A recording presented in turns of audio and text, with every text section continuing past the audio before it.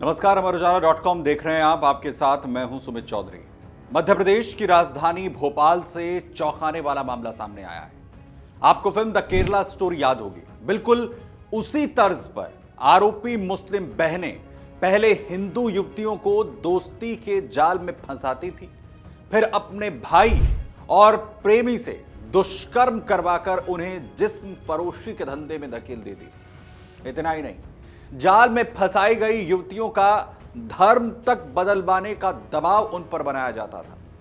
मामले के सामने आने के बाद जहां हंगामा मचा है, वहीं भोपाल पुलिस ने आरोपी मुस्लिम बहनों के खिलाफ कार्रवाई शुरू कर दी है। दरअसल 22 फरवरी 2026 को भोपाल के बाग सेवनिया थाने में 30 वर्षीय एक महिला, जो पेशे से ब्यूटिशियन है और छत्तीसगढ़ की रहने वाली बताई जाती है, उसने शिकायत दर्ज करवाई। महिला ने आरोप लगाया कि दो मुस्लिम बहनों ने उसे साजिश के तहत न सिर्फ फंसाया, बल्कि उसके साथ अपने भाई और प्रेमी से दुष्कर्म भी करवाया।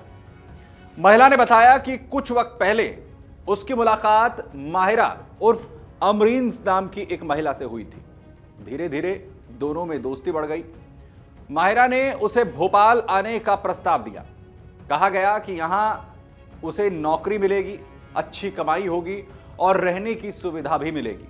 महिला का कहना है कि उसके आर्थिक हालात ठीक नहीं हैं और इसीलिए उसने भरोसा कर जनवरी 2025 में भोपाल का रास्ता पकड़ा और वो अमरीन के घर रहने के लिए भोपाल आ गई। शुरुआत में सब कुछ ठीक चल रहा था, लेकिन कुछ ही समय के बाद हालात बदलने लगे। महिला के मुताबिक उसे पब और लाउंज में ले जाया जाने लगा। उससे कहा गया कि वो छोटे कपड़े पहने और अमीर पुरुषों से घुले मिले। जब उसने ये सब करने से इनकार किया, विरोध करने पर उस पर दबाव बनाया गया और ये कहा गया कि ये सब कुछ उसके काम का ही हिस्सा है।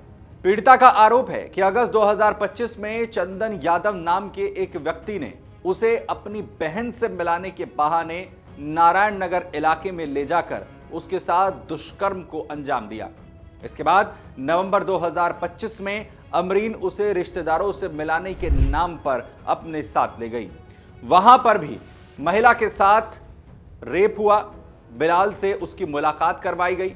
आरोप है कि बिलाल ने चाय में नशीला पदार्थ मिलाया, जिससे वो बेहोश हो गई और फिर उसके साथ दुष्कर्म की घटना को अंजाम दिया गया।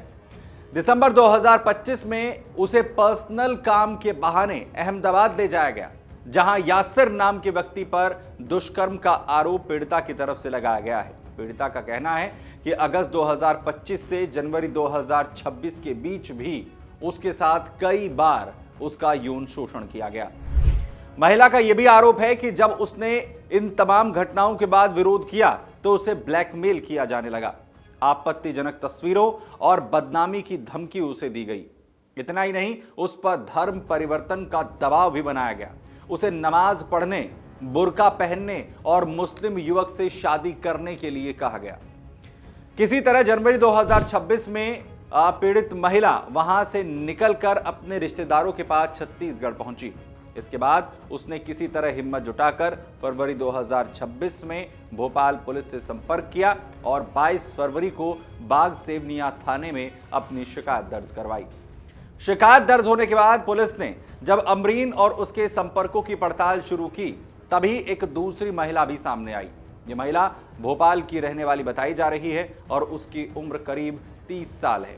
वो 2 बच्चों की मां है और तलाकशुदा बताई जाती है। आर्थिक स्थिति कमजोर होने की वजह से वो भी काम के तलाश में थी।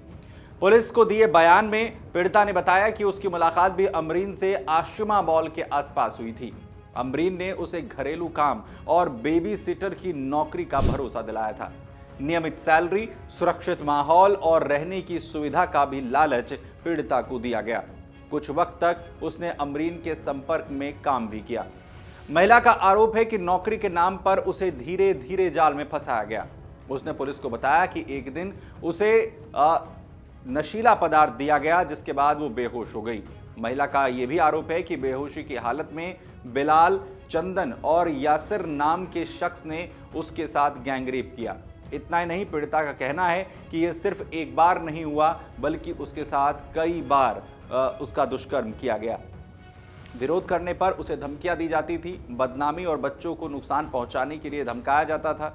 वहीं पीड़िता ने आरोपियों के खिलाफ उसके साथ हुए दुष्कर्म के कुछ वीडियो भी पुलिस को सौंपे हैं। वहीं पुलिस ने सभी सबूतों को फॉरेंसिक जांच के लिए भेज दिया है। इसके साथ ही police digital data, mobile phone और चैट रिकॉर्ड्स को भी फिलहाल आरोपियों की खंगाल रही है। वहीं पुलिस ने मामले में मुख्य आरोपी अमरीन उर्फ माहिरा और उसकी बहन आफरीन को गिरफ्तार भी कर लिया है। चंदन यादव को भी हिरासत में लिया गया है, जिससे भी पूछताछ की जा रही है। इसके अलावा बिलाल, यासिर और चानू नाम का जो आरोपी है वो फिलहाल फरार बताए जा रहे हैं। पुलिस उनकी गिरफ्तारी के लिए लगातार दबिश दे रही है। साथ ही आरोपियों के खिलाफ भारतीय दंड संहिता की धारा 376, 328, 120B समेत अलग अलग धाराओं में केस दर्ज किया गया है। इसके अलावा मध्य प्रदेश धार्मिक स्वतंत्रता अधिनियम के तहत भी मामला दर्ज किया गया है। अगर आप ये वीडियो YouTube पर देख रहे हैं तो हमारे चैनल को सब्सक्राइब कर बेल आइकन दबाएं और Facebook पर देख रहे हैं तो हमारे पेज को लाइक करें।